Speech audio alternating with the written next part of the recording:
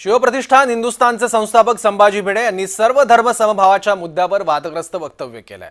सर्व धर्म समभाव हा नीचपणा, नपुंसकपणा असल्याचं खळबळजनक विधान त्यांनी केलं। नाशिकमधल्या एका कार्यक्रमात बोलताना त्यांनी हे वक्तव्य केलं। तसंच आंबा खाल्ल्यानंतर मूल जन्माला येतं या आपल्या पूर्वीच्या विधानाचाही त्यांनी पुनरुच्चार केला।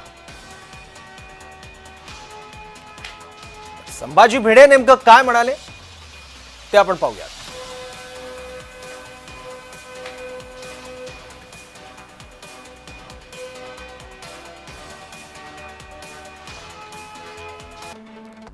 सर्व धर्म समभाव म्हणजे ना धड स्त्री ना धड पुरुष हा निव्वळ नपुंसकपणा आहे। मी पती तू पत्नी हे उलट पाहिजे, पण ते शक्य आहे का? तर नाही, म्हणून सर्व धर्म समभाव हा नीचपणा आहे। आंबा खाल्ल्यावर मूल जन्माला येतं असं मी एकदा म्हणालो होतो, त्याविषयी माझ्यावर कोर्टात एक खटला सुरू आहे। पण आजही मी एक आंब्याचं झाड लावलंय, तिथे तुम्ही जाऊन आंबे खाऊ शकता। मी माझ्या विधानावर आजही ठाम आहे। यावेळी त्यांनी दिल्लीच्या लाल किल्ल्यावर भगवा फडकवण्यासाठी सतत काम करण्याचाही संकल्प व्यक्त केला। खग्रास ग्रहणाच्या काळात मनुष्याने एखाद्या मंत्राचा जप केला तर त्याला त्या मंत्राची शक्ती मिळते।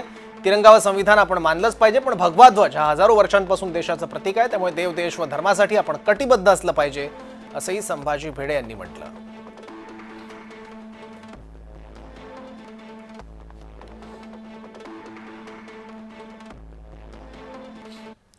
तर बहुजनांची माती भडकवण्याचं काम संभाजी उर्फ मनोहर भिडे वारंवार करतात असा आरोप ओबीसी नेते नवनाथ आबा वाघमारे यांनी केलाय। भिडेंचा बोलविता धनी कोणीतरी दुसराच असल्याचा आरोप करत भिडेंची चक्क झुरळासोबत तुलना वाघमारे यांनी केली।